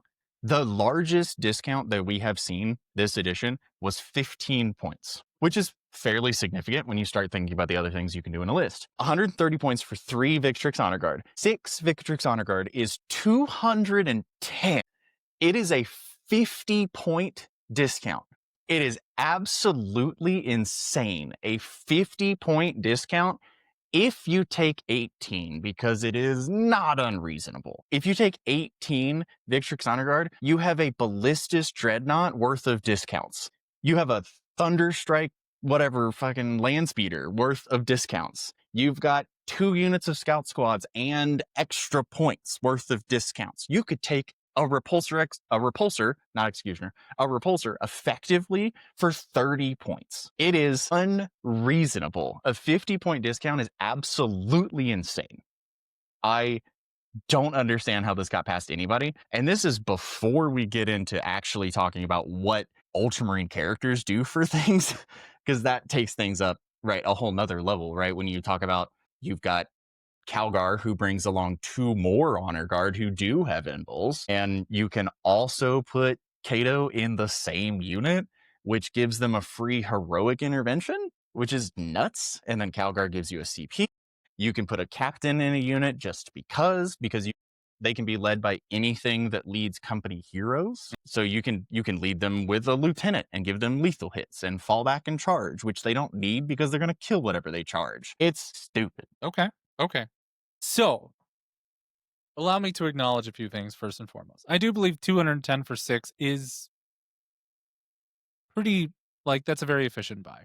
I think they can go up 10 to 15 more points and they would be a very well-costed unit. The reason I say that is because if you can take 6 Blade Guard for 180 points as of right now, and it's currently 210 for the Victrix, and while the Blade Guard aren't as good because of the fact that they hit on 3s rather than 2s, they have almost the exact same weapon profile. However, the Blade Guard are more defensive and can actually live because they have 3 wounds, they have a 4-up invuln, and they have access to re-rolling your 1-up saves. Okay. So 30 points as of right now does seem like, okay, that's reasonable. But because of their additional strength and because of their 2 damage bolters, I believe that a 10 to 20 point at max increase is a very fair place for their points to be. Yeah, I think that they could easily be 150 points for 3 and you could take them and not care. Correct. Absolutely. Now, I don't think they deserve any kind of discount for 6. I think that they deserve a discount for 6 because you don't want to bring 18. I think 12 is very reasonable. I think 18 is overkill. The reason I say that is because you want to bring a character with them. And if you want to stick a Space Marine character on there, those units are then become 270, 280, 290 points. That's 900 points of stuff that is extremely killable because of the fact that they do not have a invulnerable save. Not unless you're sticking librarians on the squad. And if you're putting librarians on the squad, okay, they have a 4-up invuln. Congratulations. But what is that librarian doing? Librarians can't lead. They can't lead them. So, and if they can't lead them, okay, so let's talk about those Ultramarine characters. Do I want to put Uriel with them? Sure, that's a 300 point unit for a Vect unit that is fairly hard to kill. I can do that much more efficiently with Uriel with Company of Heroes. Why would I want to put him with Victrix when I could just do the same? Because effectively, that is then a utility unit. I have better shooting from different stuff. Because while their bolters are strength damage 2, they're only strength 4. Sorry. They're good, not that good, even with +1 to wound. Okay? The bolters are not the selling point. Right. And you say, okay, 4 attacks, AP 2, damage 2, strength 5. One squad gets the banner that makes them additional attack plus strength. One squad. Otherwise, they're merely strength 5. Now, are they weak by any? Does that make them weak? Absolutely not. They are a very strong unit. I do not believe, however, that they are a game-breaking unit. I think that they are hard to deal with, but by no means do they put anyone under the table who's coming in with high strength or high toughness stuff. There's so much -1 to wound that you can just get that denied most of the time right now. Do they work really well in the Blade of Ultramar? Absolutely. Do they work really well with other characters? Absolutely. But they are at a premium cost. I don't think they're at a premium cost. I think 210 is far from premium. So you can take, I do agree that 18 is overkill, that you just have diminishing returns at 18. Yeah. But if you do, you can take Calgar, Kato, 18, and a lieutenant, so you have a character in all 3 units, and that is less than 1,000 points. No. The Calgar, Kato, so Calgar and Kato alone is almost 300 points. Over 300 Kato's points. like 80 points. What? No, Kato is 125. Talk about the new Kato. New Kato is 125. Right. Old Kato, yes. I don't know why he still exists. He should have been legended immediately. Okay, fine. Okay, so Calgar, as of right now, is what, 225 points? Plus Kato. Is he that much? Maybe 215, whatever. Plus Kato, roughly 300, plus 210 points. That is over 500 points of stuff for a 9 or 10 man unit. Sure. Okay. You have to be able to deliver. I'm talking about putting Kato in a separate unit. What's up? I'm talking about putting Kato in a separate unit. Sure. Put him in a separate unit. And so then that's a 300 point unit plus a 400 and something point unit, 700 points, right? 700 points for 2 very good units. That is name other factions who are paying less for 2 or 3 units. Because I play, 3 sets of Deathwing Knights of 5 for 750. Yeah. Right? And the offense is good. It's right around the same line. The toughness is right around the same toughness. They're just a little bit better. And so they are 40 points more. Yeah. I think that little bit goes so far. It's the 4 wounds. The math gets fucked. You're right. The 4 wounds is something that's like hard to deal with. In melee, right? Obviously, shooting is easy. Yeah. You can kill them in shooting easy all day long. All day long. And what's strong right now? Tau. Yeah. In melee, there are less than 6 units in the game that can trade evenly with this unit. Every other, but you can look solely because of their toughness. Their toughness 4. It's their wounds and a 2-up save. Toughness as armor as a broader. Sure. Yeah. Their survivability. Yeah. So we'll look at Death Shroud Terminators. One of the units that people have said or thought were one of the most egregious melee units in the game. 6 Death Shroud Terminators is like 30 or 40 points more expensive than 6 of these guys, and they don't kill them. Because they're damage 2, right? Okay, but 6 Death Shroud Terminators kill everything else in the game, right? Sure, that's not the vacuum that we're in. But the vacuum that we're in is killing But this Victrix Honor unit Guard, for an even trade. do Victrix Honor Guard kill Terminators? In your detachment with all of your rules, probably. Maybe. You have +1 to wound. You're Right. rerolling hits. You have Lance as a strat. Sure. You also have your characters that are fighting. Like Okay. it's pretty wild. The math of it is the Lion, who is 315. Yes. The Lion exactly on average kills 6 of them. Exactly. Yeah. So if there's Marnius or even a captain, he doesn't touch it. I mean, he kills it, right? No, he kills the 6 honor guard. Okay. On average, that's all he kills. He doesn't touch the character. 8 attacks, strength 16, so wounding on 3s, hitting on 2s, wounding on 2s or 3s. And I ran the math. This is also assuming that he's rerolling 1s to wound. And it's like, it's the lethals that help because, yeah, he's AP 4. They armor of contempt. He's AP 3. They have a 5-up save. Sure. Like, it gets tough. And he's only good at it because he's damage 4. Right. Looking You're at things like World Eaters with 8-bound, the Slaughterbound is damage 3. He kills 2. Okay. So Space Marines at long last, regular like Ultramarines at long last, have a melee unit that is comparable to other elite melee units. I think it's better. I don't know if it's better. They're strength 5. So are Sanguinary Guard. Are they only strength 5? Yeah. But they have and built-in Sanguinary Guard lance. don't kill them. They have built-in lance though, right? Yeah. And an emblem? Only if they have the spear. The spear is lance. The sword is not. Yes, and they have an invul. And they have an emblem. So Yes. look, I'm not saying Sanguinary Guard are bad. Sanguinary Guard are fantastic. Yeah. But Sanguinary Guard, 6 Sanguinary Guard do not kill 6 Victrix. but that's why you It's have tough. that's why you have guns. Like I know. like in the people are that's so the thing. people is are that, yes, so in the put off shooting by phase.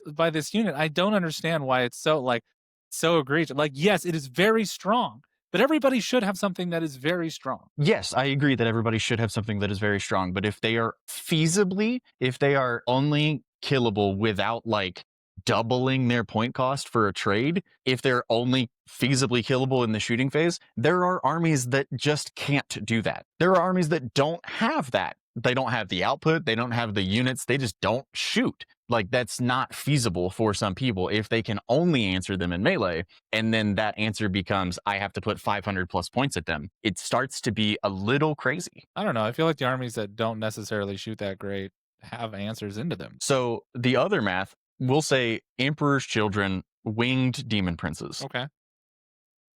It takes all 3 of them to kill 6. Aren't they AP? And no, they're AP2, damage 3. And that's assuming that you've gotten to the point in Coterie that you have all of the buffs. And they that you have want. like what, 10 attacks, right? 8. 8? Okay. Oh, no, 6. They have 6 attacks. Oh, they have 6? They have 6 attacks, and that's including their impact mortal wounds. Okay, which they have no defense against. It takes all 3 of them, so it takes 600 points to kill the 210, and then those Demon Princes will immediately die on your turn because they have put themselves out in the open to kill this unit. Yeah, I don't know. I think 20 points maximum is as an increase in both sides. Yeah. So 3 points That's up, fine. 3 men up 20, and then the 6 man up 20, and then all you babies can stop crying. I think they should have 0 discount. I think that would be too ridiculous. I think you could. So let's put them at 140. Still entirely too ridiculous. 280 We'll points plus a fucking character. You're running around with Yeah. squads of on average costing almost 500 points. Please, fuck that. That's ridiculous. How many points does 6 Sanguinary Guard and Dante cost? I have no idea. Much more than that, or pretty damn close to it, because 6 Sanguinary Guard have a 15-point Sanguinary increase. Guard move 12 fucking inches. Please. Yes, they do. Please. Yes, they do. Movement is the statistic that wins this fucking game. Do not even try to compare that to me. Please fuck off with that. That is ridiculous. Headhunters. Okay. They have the same melee output, right? Right. How much Headhunters cost? Sword Brethren Okay. are 5/2/2. They only have 3 attacks and they only hit on 3s. And they're supposed to be effectively the same level of elite unit. Yeah, but you can put Marshall Castellan And into they are those. nowhere close. How much? Okay, so how much is Sword Brother? I don't know. Find out. Hold on. Let's find out. And a Castellan's just a lieutenant. You can have a lieutenant too. Yeah, but not a Marshal. A marshal's just a captain. You can put a captain. They don't get lethal sustained. That's That's where you get the lieutenant. The lieutenant gives you lethal. Right. Do they get sustained? I don't fucking know. Okay, You're well the that's Space what Marine player, you that's tell what me. pushes the unit over is lethal sustained. Yes, but the difference is that they only have 3 attacks, Sword and you have, Brethren, which is fantastic. I'm glad they are. you could bring 10 Sword Brethren for fucking 210. And 10 has nearly the identical damage output as 6. A much Honor Guard. higher killing potential with 10. It's wild. It's the things that they are like equivalent to. And yes, like I said in the very beginning, that shooting is a whole different story. There's a million things that can kill him in the shooting phase. That's not what I'm talking about. I'm talking about the fucking fight phase. Yeah. I mean, they have no anti associated with any of their stuff. They are just 5/2/2 What with strats do one you have? unit that can add an attack and strength once per game. Yes, but all of the units that you bring having +1 to wound. Correct. Right. Ultramarines need to look at as far as the +1 to wound goes. Like I don't I disagree agree. with that. I think that Ultramarines at this point, Ultramarines should lose the +1 Yes. because they officially have a unique unit. They had unique characters, but now they have a unique unit. Correct. So they should not be getting that anymore. I agree. I think that Ultramarines should lose the +1 to wound. And if they do that, then all of you babies can stop crying about these points. Sure, if they remove the +1 to wound, then I still think that they should be 5 swords. Oh, six. no. 6 of them should be no less than 225. I would say 6 for 230 makes sense. Sure, Like 6 for I'll 230 is accept fine. 230. Like, I should have released I'll 6 accept for 230. What's up? I'll accept 230. I think 210 is absolutely insane. Yeah, you're right. They came out a little bit low, Like, but I don't a think this is a 50 world-ending unit. I think the math it's not. sounds so good, but once you put them on the table, they are strength 5 fucking swords. Yes, they are. They are. Now, yes, the math in a vacuum sounds insane. Yes. And it is. It is. But then you roll dice. Sure, dice happen. That's a separate story. You're right. That's why, like, vacuum math is vacuum math, Yeah, because and we if you actually cannot- put it into What reality. we cannot do, Joey, is we cannot be the people who overreact every time, right? Once Oh, I see 100%. it at a tournament and once it is world beating, then we react. But right now, we're being Yes. those people who are like, nerf it immediately. We can't do I don't that. think that's the case. That's I don't think literally that's what I'm you're doing. saying. No. Yes. I think that they need a points adjustment. I don't think their rules are broken at all. I think that they need a points adjustment. I think their rules are fine because at the end of the day, they are still Space Marines. They are still toughness 4. They are 2 wounds, or sorry, they are 4 wounds. They have a 2-up save. The problem is you start adding things like they're going to be -1 to wound. They have armor of contempt. Yes, they only have armor of contempt for 1 activation. That's good.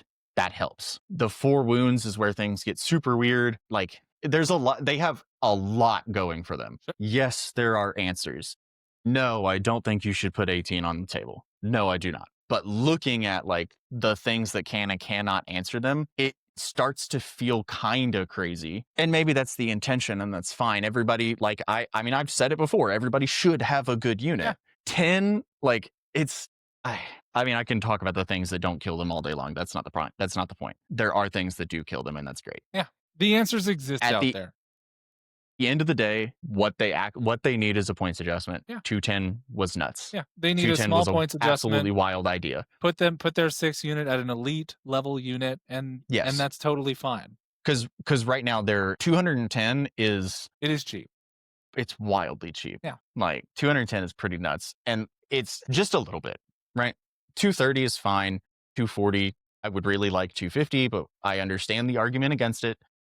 No, think- they're not Deathwing Knights. That you need for 6. I think for 6 you're fine at 250.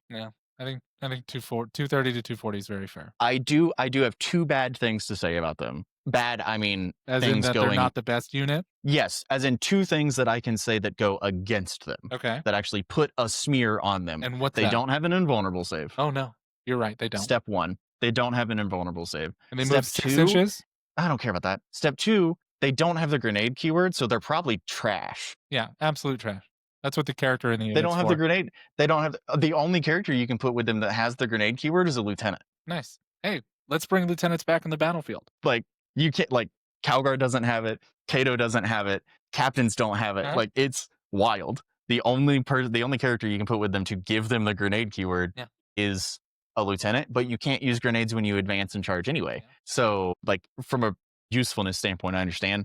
But it is kind of crazy because they're one of like 7 units in the Space Marines 75 that don't have grenades. And I think grenades is the best generic strat in the game. It is. I agree. So they don't have it, and that sucks for them. Like, it's just what I am most upset about is a 50-point discount. I think that's a weird thing to get really hung up on, because until we see Maybe. tournament results with them, I can't. Maybe.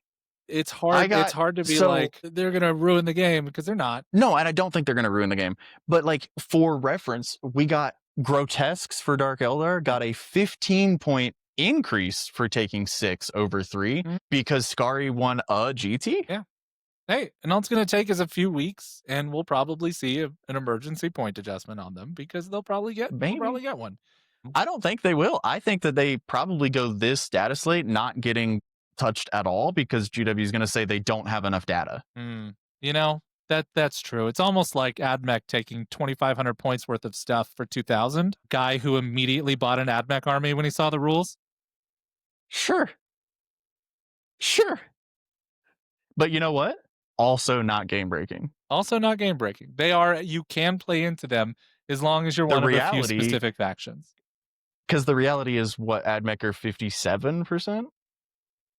Because there's not enough players. Yes, but it's not terribly high. Give it some time. And it's because well, even if there are a bunch of players, there's still a pretty high amount of like game skill that's required to do the right things with that army. Okay, let's talk about real quick. Let's talk about Richard Siegler at Worlds. Richard Siegler is a very good player, don't get me wrong, and he played nothing but very good players at Worlds. Did you happen to listen to any of his game recaps at all? Some, a little bit, yeah, not a ton. Throughout his games, I heard him like say he had one game where there was minor struggle and had mostly to do with the map. Yeah, and you know what? He wasn't playing Halo Creed. You're right.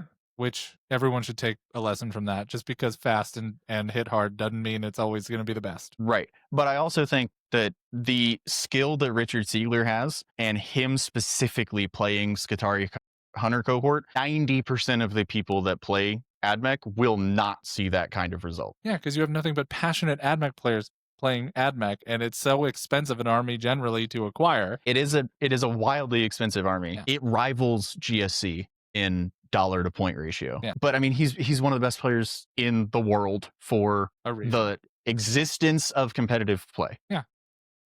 But, and I mean, we've seen him. He won OVO with AdMech when they were bad. So it's his army. Like, that's not, I don't think that his results are indicative of what other people can realistically do. I believe that as long as you're playing in brackets of people of equal or similar, at least similar competitive skill level, right now, points specifically put them into a tier of their own. Mm-hmm. Like Eldari, I'm not saying that they're not strong. They are very strong to a degree, yes. But like Eldar, like they need a point like debuff, pretty bad. Yeah, they could deal with one. Yes, specifically AdMech. Yeah, that's what. Yeah, like I don't want the rules to change. You were talking about. Yeah.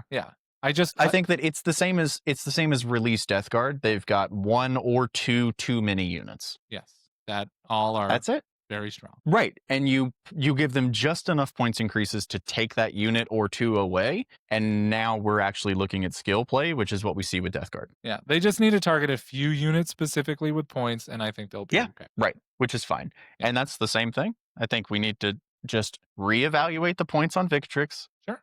Look, if we see Ultramarines jump up 5-6%, then it's a problem. But if they don't, it's not. Right now, we have no idea. Yeah. And yes, the reality, they are not broken. They are not game breaking. Nope. They are very good. Yes. They are an elite unit for the Ultramarines because the Ultramarines only had elite character. Yes. It is a unit that if you are actually an Ultramarine diehard, one of the like 4 people that actually exists like that, being like Kevin Grubbs, right? Then good, you actually finally got a unit that you deserve. Then you should buy 18 of them and just have them and probably put them on the table right now and see how it goes. Yeah, I think if you're playing Ultramarines, at 210, I don't think there's a world where you don't play 6. I agree. I don't think there's a world we don't play 6 even at let's say we out of the moon price them at 260, right? You play 6 regardless because it's that tough of a unit and it just makes Calgar sing. And it just does the thing that you need to be able to do. And so if you're like, I think if you're an Ultramarine player, you need to get 6. If you can get 12, then I would probably pick up 12. Yeah, if you can get them. Absolutely. But I don't think you need it. I don't think you need 18. No, I don't think so either. I think people are going to forget about Company Heroes, and I think that's one of the worst things that they could do, because Company Heroes is Victrix Honor Guard Light, and that unit is absurdly strong. It's Victrix Honor Guard that shoot. Yeah, right? Exactly. So, like, I think people are going to rely too heavily on these units and point themselves out of any actual contention. That's quite possible. Yeah. Yeah. I don't know. It's a weird one. We'll see. Like it's just a points adjustment. Yeah, I do. Couple small points adjustments. I get to be okay. have fun. I get to have fun yelling about the things that the vacuum math is a little bit insane. Yeah. But yes, I am smart enough and would like to consider myself a good enough player to know that the vacuum is not the reality. But good lord, we do need to fix a couple of things. Some of the math is got to fix a couple of things in Ultramarines. Pretty big oof. Number one, old Cato needs to go away. So I don't know Captain Sicarius needs to go away, or make him 125 points. I don't care. Just make them the same. Yeah, just make him the same. And then, but I think something that they should change for the better, Terminator Calgar should have a different rule set. He should be worth taking, and he's not. No, like, why not make Terminator Calgar a little stronger from like a melee perspective? Because right now he's quite literally the same thing without a feel no pain. Right, what's his melee? Strength 8? Strength 8, AP 2, 3 damage. Or AP 3 because he's power fist, right? Yeah. Terminator should be strength 10. Yeah, he should just be strength 10. He is bigger. Like, he is bigger. That's the whole point. And he doesn't have Victrix anymore. No. So he just has Deep Strike. Great. Which you can give. You can take Uriel and give him Deep Strike anyway. Just give it to him anyway. So yeah, like they need to fix Gravgar. And by fix Gravgar, either get rid of Gravgar or fix Termgar. Yeah. Realistically, from a lore standpoint, the fix is remove Gravgar. I think so. Because swapping back and forth between armors isn't a thing. It's super weird. It's super weird that they did that. You can't do that. Yeah. Like, that's not how it works. It's obnoxious. So yeah, I think they should just, they fix that. They do that with Ultramarines alone right there. Like that change to get rid of Gravgar, get rid of old Cato. And this new unit of Victrix is immediately less good. Sure. Yes, Gravgar is what makes them insane. Right. And new Cato, right? Because you put Gravgar and Cato in that unit, and that unit is wild. Yes, that unit is over 500 points, like so it probably points. should be wild. Yeah. But good God, is it wild? Yeah. I will say, as a plus for me, Drazar and a unit of 10 incubi, which is a lot, but Drazar in a unit of 10 incubi is less than 350 points, and it kills 6 of them every single time. So it's fucking fine. I have an answer. Not it's everyone fun. does. A lot of people have answers. You just have to have guns, and you have them. I mean, Knights, I think Knights blow them off the table. Absolutely. Like, without even thinking about 100% of the time. Tau don't care. No problem. Tau, it's Tau season against the Ultramarine. It would be a shame. It'd be a shame if my Riptide's Ion was damage 4 and I had 3 of them. Get out of here. Like, you kill 2 squads with 3 Riptides. Yeah. And once those 2 squads are dead, that's, I don't know, like 700 points of Ultramarines gone. And if those 700 points are gone, it's their damage. Is dead. Right. All you're left with is your scoring units, which Tau is also really good at killing. Right. Yes. They have answers. So there are answers. A lot of people do. They exist. If you're playing World Eaters, you're fine. Berserks will kill them every time. I don't think Berserkers kill them, but Karn does. Sorry, I'm sorry. A unit with a character is an easy trade into that unit every time. That character being Karn. Yeah, that character being Karn. But like, because I don't know if people know this, because a lot of people thought the World Eaters suck, and they don't. No, World Eaters are really good. Because people thought that they sucked, they also just assumed that Karn was bad. Yeah. Karn fucks. Yeah. Karn's nuts. Yeah. Karn's so good. Yeah, he destroys the Victrix unit without even blinking. Because their character. He kills one of his guys too, but that doesn't matter. Yeah, anyway. Yeah, yeah. Okay. Well, this is a 2-hour episode, so thank you all so much for being here today. We appreciate you hanging out with us. Thank you, Kirk, for meeting up for us for an interview. I know you got a lot of stuff going on right now. Yeah. We wish you the best of luck in everything. But more than that, if you have any comments, questions, suggestions, concerns, we'd appreciate to hear them. Drop them in the comments. Share us with your friends. But most of all, we'll see you the next time. See you around.